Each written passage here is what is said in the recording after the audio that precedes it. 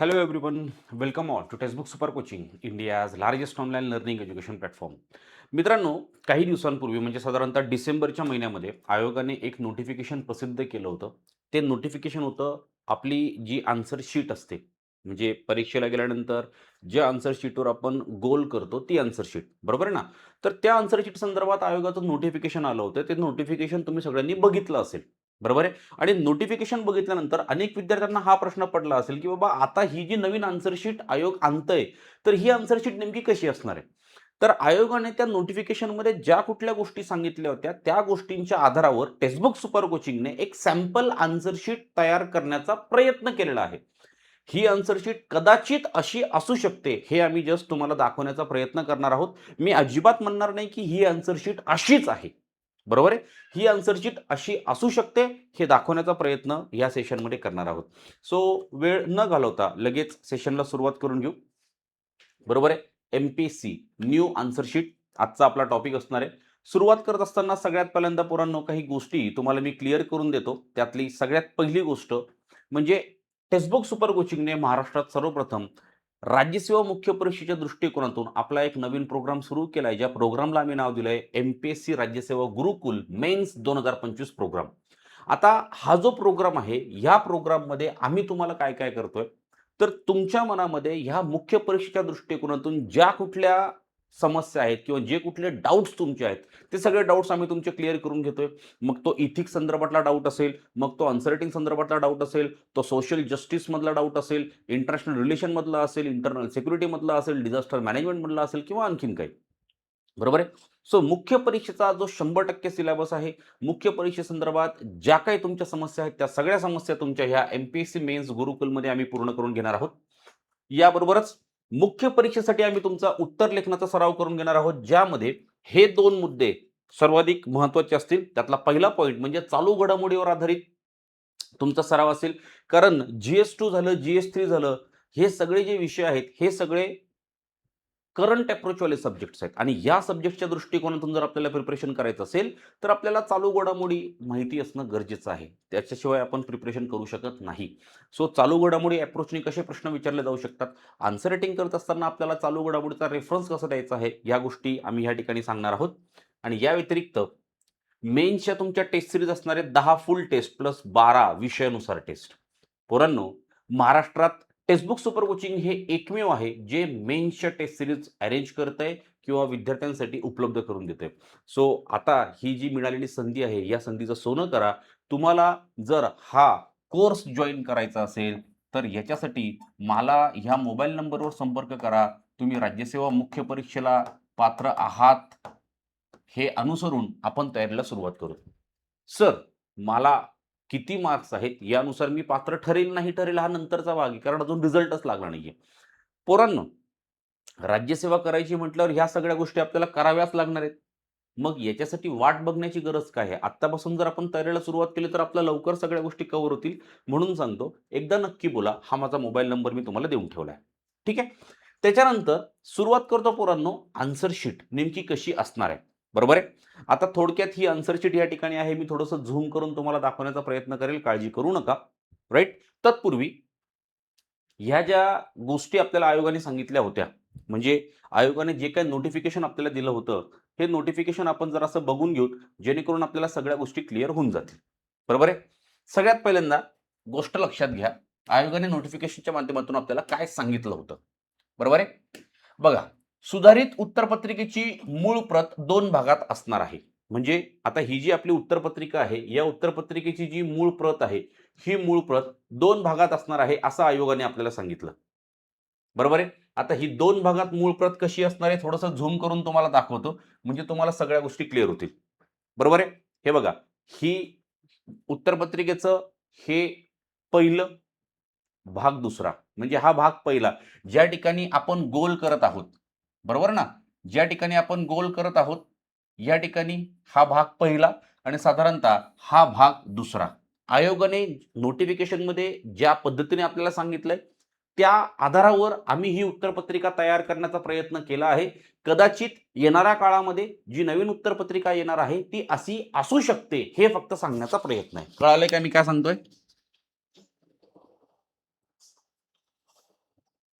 बरोबर इथपर्यंत?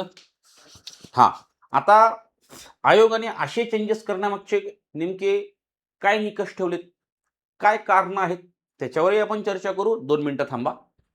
बरोबर आहे. भाग एक केवळ उमेदवारांना उत्तर नमूद करण्यासाठी आहे, तर भाग 2 मध्ये परीक्षेचं नाव, उमेदवाराचा बैठक क्रमांक, विषय संकेतांक, प्रश्नपत्रिका क्रमांक, उमेदवाराची व समवेक्षकाची स्वाक्षरी इत्यादी वैयक्तिक तपशील नमूद करता येईल. म्हणजे भाग एक मध्ये फक्त उत्तर नमूद करण्याचा जो विषय आहे तो भाग एक मध्ये ठेवलेला आहे आयोगाने सांगितल्या पद्धतीने. भाग 2 मध्ये परीक्षेचं नाव, उमेदवाराचा रोल नंबर, त्याच्यानंतर विषय संकेतांक, question booklet number, question booklet series, त्याच्यानंतर विद्यार्थ्यांची सिग्नेचर आणि जो पर्यवेक्षक आहे त्या पर्यवेक्षकाची सिग्नेचर. साधारणतः हा तुमचा भाग 2 आहे. म्हणजे आयोगाने सांगितलं होतं त्या पद्धतीने भाग 2 मध्ये त्या गोष्टी असतील. उमेदवारांचा बैठक क्रमांक 8 ऐवजी 7 अंकी असेल. मुद्दा लक्षात ठेवा. इथे अक्षरांक अक्षरांक होता. म्हणजे आधी कसं तुम्ही ज्या कुठल्या जिल्ह्याचं सेंटर म्हणून निवडलेलं आहे त्या जिल्ह्याच्या सुरुवातीच्या 2 गोष्टी म्हणजे तुमचं ते अक्षर असायचं. पुणे असेल तर PU आणि मग तुमचा नंबर असायचा. त्याच्यानंतर मुंबई असेल तर MU मग तुमचा नंबर असायचा. नागपूर असेल तर त्याचा आणि मग पुढचा नंबर असायचा. आता काय असणार आहे 7 अंकी म्हणजे तुमचा आता फक्त जो हॉल तिकीट नंबर असेल तुमचा तो फक्त न्यूमरिक असेल, अंकात असेल. ही पण गोष्ट सांगितली आहे. त्या पद्धतीने इथे 1 2 3 4 5 6 7 बॉक्सेस दाखवण्याचा प्रयत्न केलाय. कळालं?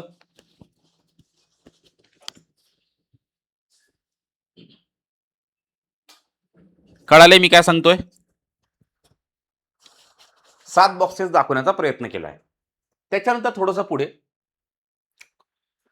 सदर बैठक क्रमांक संबंधित जाहिरातीस अनुसरून संपूर्ण निवड प्रक्रियेकरिता कायम राहील. म्हणजेच काय, तर पूर्व परीक्षेसाठी फॉर एक्झाम्पल तुमचा बैठक क्रमांक आहे 1 2 3 4 5 6 आणि 7. हा जो तुमचा बैठक क्रमांक पूर्वासाठी आहे हाच तुमच्या मुख्यसाठी पण असेल आणि मुलाखतीसाठी जर तुम्ही म्हणजे ज्या कुठल्या पोस्टची तयारी करत आहात त्याच्यासाठी मुलाखत, राज्यसेवा जर म्हटलं तर मुलाखत आहे, तर हाच बैठक क्रमांक तुमच्या मुलाखतीसाठी सुद्धा असणार आहे. सो हा एक मुद्दा तुम्हाला लक्षात घेणं गरजेचं आहे. एकच बैठक क्रमांक आहे जो पूर्वसाठी पण आहे, मुख्यसाठी पण आहे, मुलाखतीसाठी पण आहे. म्हणजेच संपूर्ण निवड प्रक्रियेकरिता तुमचा तो कायम राहील.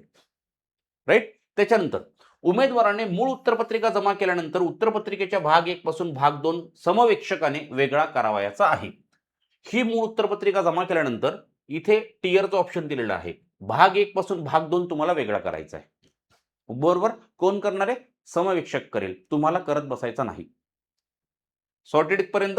याच्यानंतर या नोटिफिकेशन मध्ये पुढे काय सांगितलंय, प्रचलित पद्धतीनुसार कोणत्याही प्रश्नाची अचूक उत्तर नोंदविताना उत्तरपत्रिकेवरील 4 पर्यायांच्या वर्तुळामधून एक वर्तुळ नोंदवायचे असले तरी उत्तरपत्रिकेवर 5व्या वर्तुळाचा नव्याने समावेश करण्यात आलेला आहे. बरोबर आहे. आधी कसा विषय होता, आधी आधी फक्त 4 ऑप्शन्स तुम्हाला बघायला मिळायचे. बरोबर आहे. उत्तरपत्रिकेवर फक्त 4 ऑप्शन्स. आता यांचं काय म्हणणं आहे, या ठिकाणी 5 गोष्टी असतील. बघा ना, 1 2 3 4 5 झालं. आधी फक्त 4 होते. जरी जरी प्रश्नाच्या दृष्टिकोनातून 4 ऑप्शन आहेत, 4 पैकी जो बरोबर आहे तो तुम्हाला टिक करायचा आहे, तरी त्यांनी 5वा ऑप्शन या ठिकाणी टाकून ठेवलाय. 5वा ऑप्शन त्यांनी का टाकलाय हे तर तुम्हाला माहिती आहे. जर ह्या 4 पैकी कोणतंच उत्तर आपल्याला माहित नाहीये, एखाद्या प्रश्नाचं उत्तर आपल्याला माहित नाहीये, मग त्या पर्याय क्रमांक 1 आहे, 2 आहे, 3 आहे की 4 आहे हे आपल्याला माहित नाहीये. अशा वेळेस आपण काय करायचो, तो प्रश्न स्किप करायचो. म्हणजे तिथे कुठेही गोल न करता पुढे जायचो. आता तसं नाही करायचंय. तुम्हाला जे प्रश्न स्किप करायचे त्यालाही तुम्हाला गोल करायचंय. बरोबर आहे. म्हणजे इथे आयोगाने तुमचा वेळ आणखीन कंझ्युम केलाय, आणखीन तुमचा वेळ काढून घेतलाय. कंबाईनच्या परीक्षेमध्ये खऱ्या अर्थाने हे चॅलेंजिंग असणार आहे. कारण कंबाईनला पहिलेच वेळ 60 मिनिटांचा, सोडवायचे प्रश्न 100 आहेत. आता 100 प्रश्नांपैकी समजा 10 प्रश्न जरी पोरांना माहीत नसतील, हे जर पोरांना स्किप करायचे असतील, तर पोरं काय करणार आहेत? 10 प्रश्नांना गोल करणार आहेत. म्हणजे साधारणतः तुमचा इथे वेळ आयोगाने काढून घेतलेला आहे. मुद्दा लक्षात आला? ही एक गोष्ट महत्त्वाची. याच्यानंतर हे झालं. उमेदवार एखाद्या प्रश्नाचे कोणतेही उत्तर नमूद करू इच्छित नसल्यास 5वा पर्याय निवडावयाचा आहे. जर तुम्हाला 4 पैकी कोणतेही उत्तर द्यायचं नाहीये, तुम्ही स्वतः डाऊटफुल आहात की ह्या प्रश्नाचं उत्तर नेमकं काय आहे, तर अशा परिस्थितीमध्ये तुम्ही 5वा पर्याय वापरायचा आहे. कळालं?